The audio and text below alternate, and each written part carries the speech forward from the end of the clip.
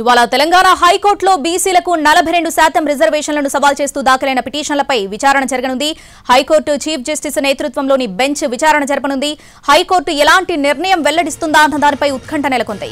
42% రిజర్వేషన్లు కల్పిస్తున్న ప్రభుత్వం తీసుకొచ్చిన జీవో 9ని హైకోర్టు సమర్థిస్తుందా లేదంటే కొట్టివేస్తుందా అనే సస్పెన్స్ కి తెరతీస్తూ 2 పిటిషన్లపై విచారించనుంది హైకోర్టు. బీసీ రిజర్వేషన్ల పెంపును వ్యతిరేకిస్తూ గత నెల 27న హైకోర్టులో హౌస్ మోషన్ పిటిషన్ దాఖలైంది. జీవో 9ను కొట్టివేయాలంటూ పిటిషన్లు దాఖలు చేశారు. అప్పుడు జరిగిన విచారణలో పిటిషనర్లకు ఎలాంటి రిలీఫ్ ఇవ్వలేదు హైకోర్టు. గవర్నర్ దగ్గర బీసీ రిజర్వేషన్ల బిల్లు పెండింగ్ లో ఉండగా ఎలా జీవో ఇస్తారని మాత్రం ప్రభుత్వాన్ని ప్రశ్నించింది న్యాయస్థానం. ఈలోపే సుప్రీంను ఆశ్రయించారు మరో పిటిషనర్. హైకోర్టులోనే తేల్చుకోవాలని సూచిస్తూ పిటిషన్ ని డిస్మిస్ చేసింది సుప్రీంకోర్టు. దీంతో నేడు తదుపరి విచారణ జరపనుంది హైకోర్టు. రైట్, ఇవాళ తెలంగాణ హైకోర్టులో బీసీలకు 42% రిజర్వేషన్లను సవాల్ చేస్తూ దాఖలైన పిటిషన్లపై విచారణ జరగనుంది. దీనికి సంబంధించి పూర్తి అప్డేట్స్ మా ప్రతినిధి రాధాకృష్ణ అందిస్తారు. రాధాకృష్ణ, ఈ బీసీ రిజర్వేషన్ల అంశానికి సంబంధించి కోర్టు ఏం చెబుతుందా అని అందరూ కూడా ఆసక్తిగా గమనిస్తున్నారు.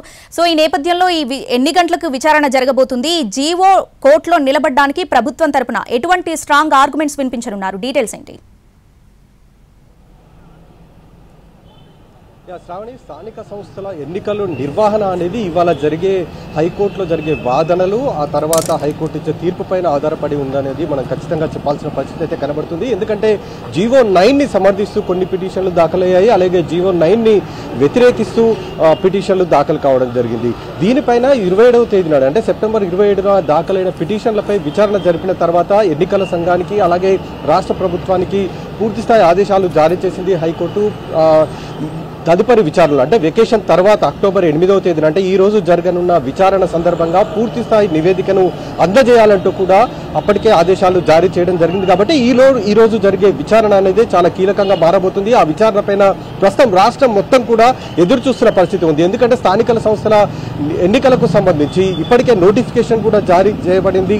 కేవలం హైకోర్టు ఇచ్చే తీర్పు పైనే తదుపరి చర్యలు ఆధారపడి ఉన్నాయి. కాబట్టి ఈ రోజు హైకోర్టు ఎలాంటి తీర్పు ఇస్తుందన్న దానిపై సర్వత్రా ఉత్కంఠత ఒకవైపు నెలకొని ఉన్న పరిస్థితి అయితే మనకు కనబడుతుంది. గతంలో 2018, 2019లో జరిగిన ఎన్నికలకు సంబంధించిన సమయంలో దాఖలైన బీసీ రిజర్వేషన్ అంటే అప్పుడు స్థానిక సంస్థల ఎన్నికలు నిర్వహించిన సమయంలో ఎలాంటి రిజర్వేషన్ ఉంది, అప్పుడు ఎంతవరకు బీసీ ఎస్సీ ఎస్టీలకు రిజర్వేషన్లు కల్పించారన్న దానికి సంబంధించి ఒకవైపు ఆరా తీస్తూనే ఇప్పుడు ఎంతవరకు రిజర్వేషన్లు పెంచారు, జనాభా ప్రాతిపదికన పెంచారా లేదా అన్న దానికి సంబంధించి హైకోర్టు సెప్టెంబర్ 27న జరిగిన విచారణలో కొన్ని అంశాలను అయితే పరిగణలోకి తీసుకోవడం జరిగింది. ఇంకా పూర్తి స్థాయి విషయాలని ఈ రోజు విచారించనుంది. దీనికి సంబంధించి రాష్ట్ర ప్రభుత్వం తరపున అంటే జీవో 9ని సమర్థిస్తూ దాఖలైన పిటిషన్ పైన ఇవాళ రాష్ట్ర ప్రభుత్వం తరపున అభిషేక్ మను సంఘవి వాదనలు వినిపించనున్నారు. అలాగే అడ్వకేట్ జనరల్ సుదర్శన్ రెడ్డి కూడా ఇవాళ తమ వాదనలు వినిపించబోతున్నారు. మరొక వైపు పిటిషన్ల తరపు కూడా వాదనలు వినిపించడానికి వాళ్ళ తరపు న్యాయవాదులు కూడా సిద్ధంగా ఉన్నారు. ఈ రోజు జరిగే విచారణే చాలా కీలకంగా ఉండబోతుంది. ఎంతవరకు హైకోర్టు ఈ జీవో 9ని సమర్థిస్తుంది అనేది కూడా వేచి చూడాల్సిన పరిస్థితి అయితే మనకు కనబడుతుంది. ఒకవైపు గెజెట్ ఆమోదం లేకుండానే ఏ విధంగా ఎన్నికలకు సంబంధించిన నోటిఫికేషన్ జారీ చేశారంటూ గత విచారణలోనే ప్రభుత్వం తరపున అడ్వకేట్ జనరల్ ని నిలదీయడం జరిగింది. దానికి సంబంధించి కూడా ప్రభుత్వం తరపున తమ వాదనలు కూడా వినిపించారు advocate general.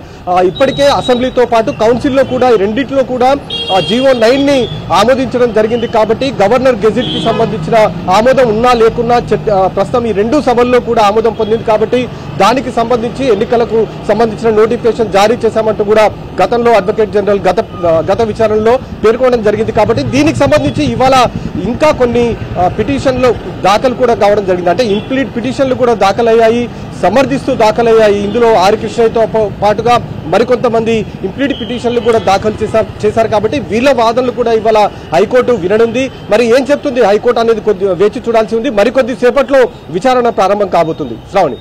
Right Radhakrishna, thanks for the updates.